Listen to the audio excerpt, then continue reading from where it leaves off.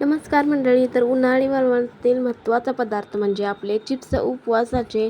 कारण उपवास तर प्रत्येकांचेच असतात, त्यामुळे हे चिप्स मी करायचं म्हटलं. 20 किलो बटाटे घेतले आणि एकदमच करायचं.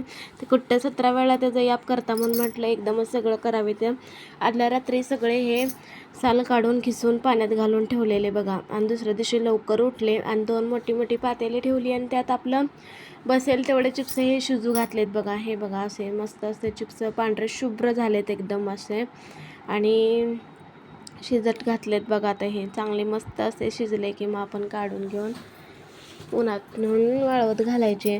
मग हे बघा आता इथं पाटीत ह्या काढून घेतले ते आणि कसे पांढरे शुभ्र दिसत आहेत, एक सुद्धा असे वेगळं नाही आहे. आणि थोडेसे मोडले की शिजले असं समजायचं, त्यामुळे आता कसलं भारी दिसत होतं. त्यामुळे हे बघा खूप छान असे खाताना खूप छान लागते. पोरांतर निम्म ह्याच्यातच संपवलं होतं खाऊन. जाऊ दे, त्यांच्यासाठी सगळं करायचं. हे पण शिजलं होतं. गॅस बंद करून ठेवलेला. आता पाणी सगळं निथळून काढूया. आणि बघा हे असं पाणी ठेवायचं जाळं आहे, त्यात मी असं स्वच्छ धुवून घेतलं. त्यात असं नितळायला ठेवलं आहे बघा पाणी आणि हे असं स्वच्छ निघलं. चार वेळा मी शिजवलं बघा. ह्यातनं ह्या पातेल्यात 2 वेळा आणि त्या पातेल्यात 2 वेळा असे 4 वेळा मी चिप्स सगळे शिजवून घेतले.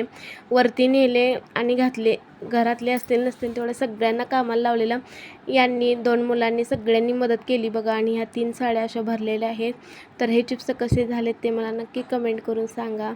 तर सगळ्यांना बाय.